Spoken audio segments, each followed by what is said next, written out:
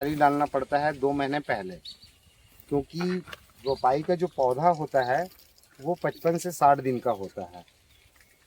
और अगर कहीं बीज से छिड़काव करना चाहें तो मताई करने के बाद काटा रहता है क्या? नहीं, नीचे में काटा हुआ इसमें, हाँ उस ऊपर मताई करने के बाद ना उसमें अगर आप बीज छिड़कते हैं तो वो पौधा आपका 55 से 60 दिन में वो तैयार होगा। उसके बाद आप 1 एकड़ में उसको 4000 पौधे लगा सकते हैं, मतलब 4 से 4500 पौधा लगता है 1 एकड़ में। पौधे से पौधे की दूरी जो है 1-1 मीटर की रहती है। ये वैरायटी कौन सी भी है? ये स्वर्ण वैदेही है और सबोर वन है हमारे यहाँ। लिखो, स्वर्ण वैदेही सबोर वन। और साबुर वन। साबुर सुने ना जगह का नाम? हाँ, उषा विहार, साबुर।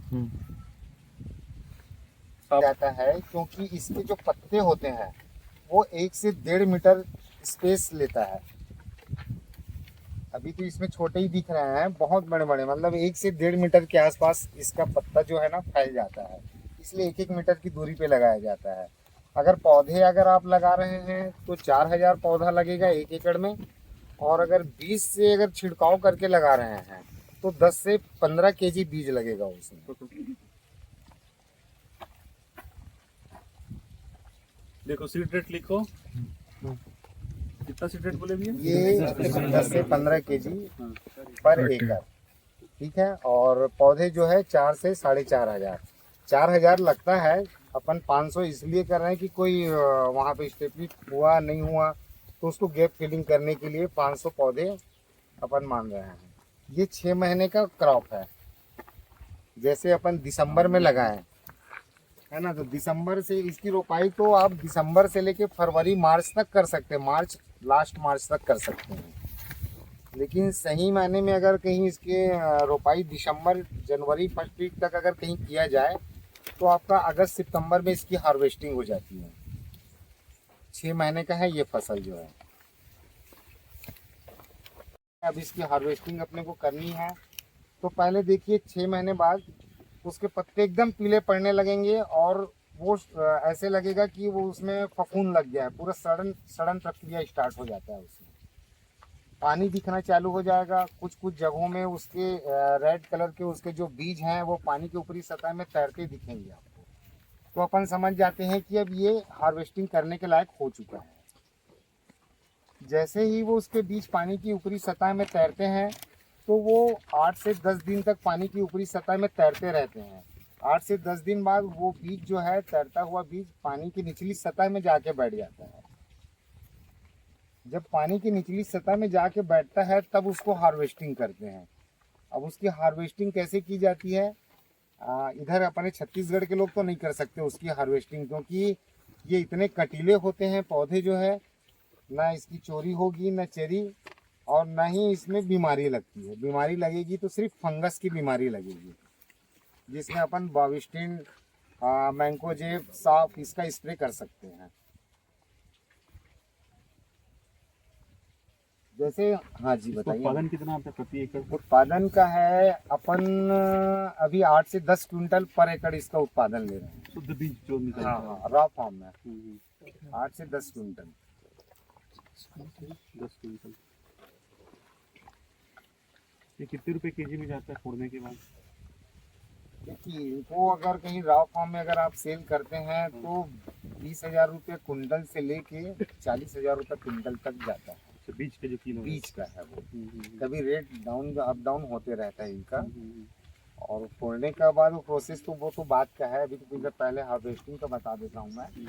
हार्वेस्टिंग कैसे किया जाता है, लेबर जैसे ये पौधे दिख रहे हैं तो वो हार्वेस्टिंग करने वाले जो लेबर होते हैं ना, वो क्या करते हैं, पैर के सहारे नीचे इसके तने को हल्का सा टच बस करते हैं, क्योंकि ये मैच्योर होने के बाद ना ये ज़मीन की सतह को छोड़ देते हैं।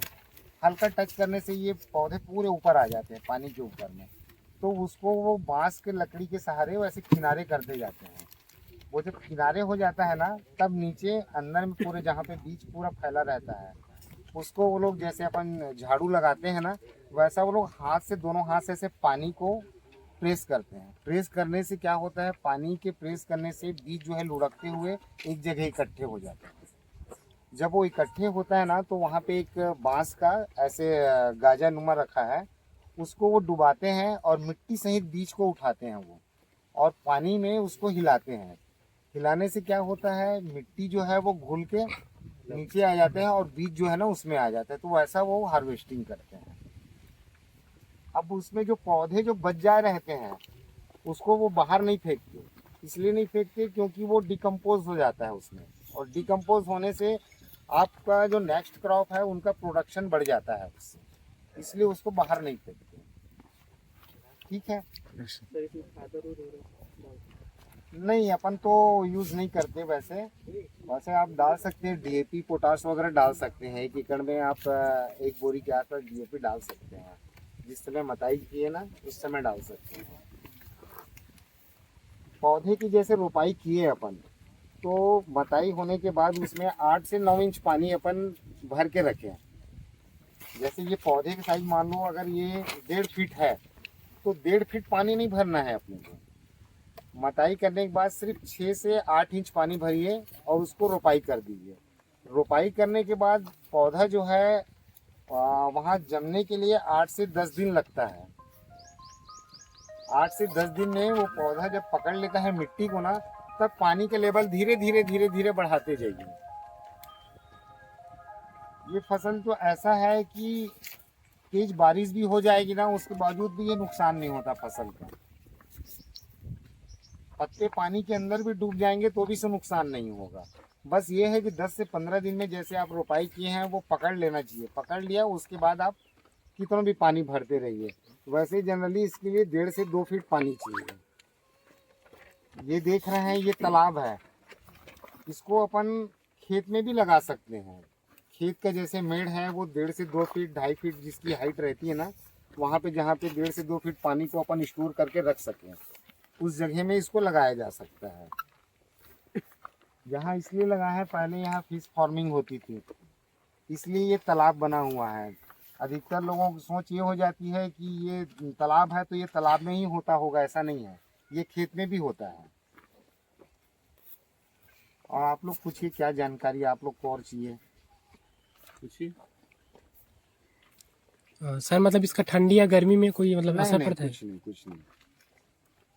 इनका देखिए अभी इनका फ्लावरिंग का टाइम है। अभी जैसे इसमें फूल आ रहे हैं ना, वो देख रही हैं पर्पल कलर में। ये 1 महीने बाद ना कुछ कुछ जगहों में इसके फल भी आ गए हैं। जितनी गर्मी पड़ती है ना, उतनी जल्दी इसके फल फटते हैं।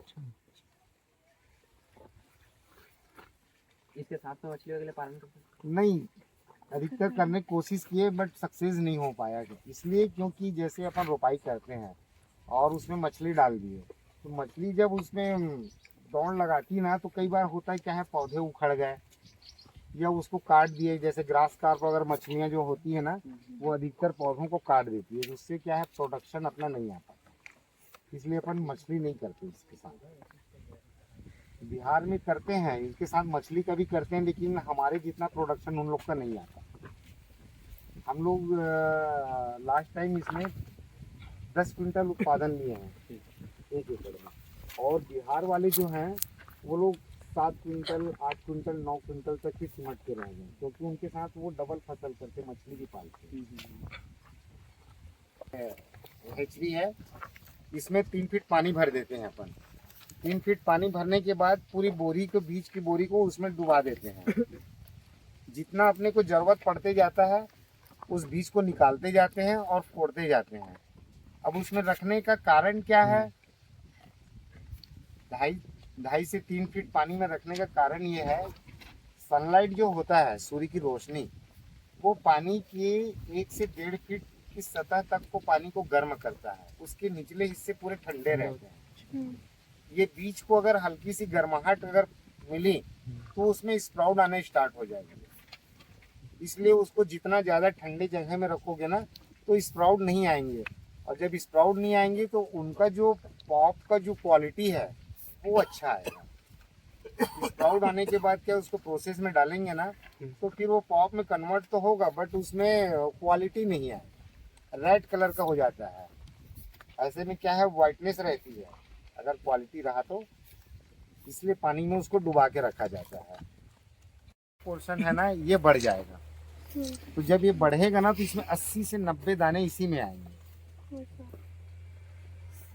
ये भी छोटा है, ये 2 महीने बाद ना 2-3 महीने बाद बहुत बड़ा हो जाएगा।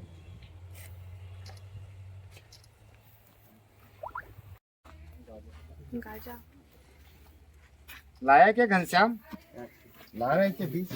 अच्छा, मछली भी पकड़ा जाएगा इस बार। हाँ मछली।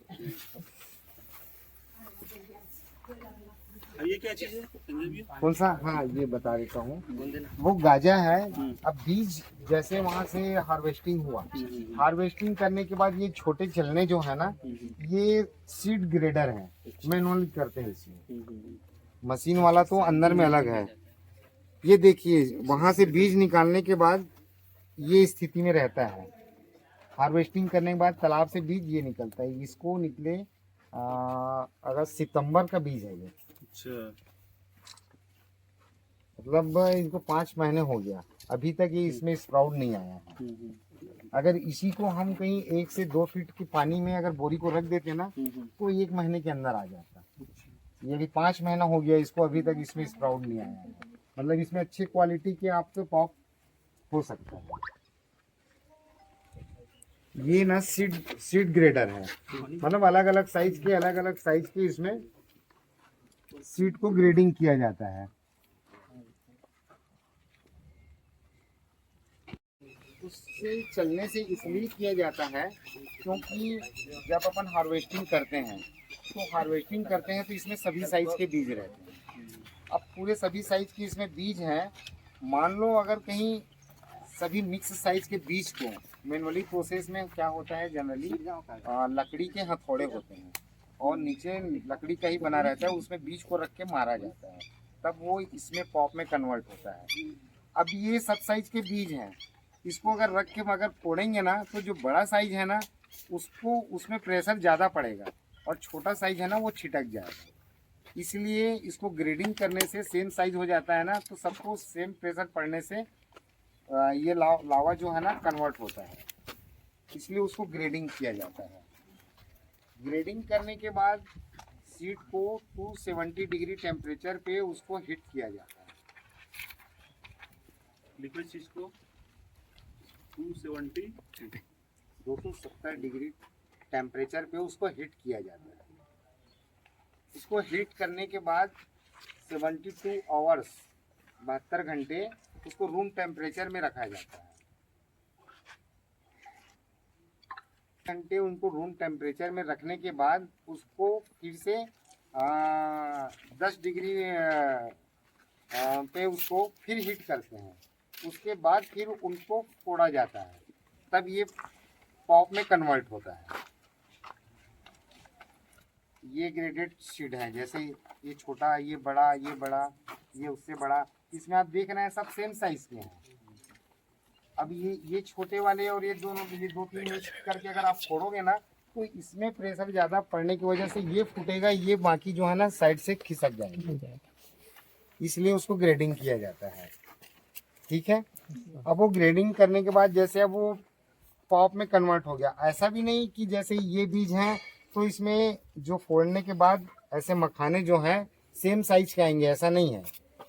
इस चारों सेम बीज है, साइज सेम है।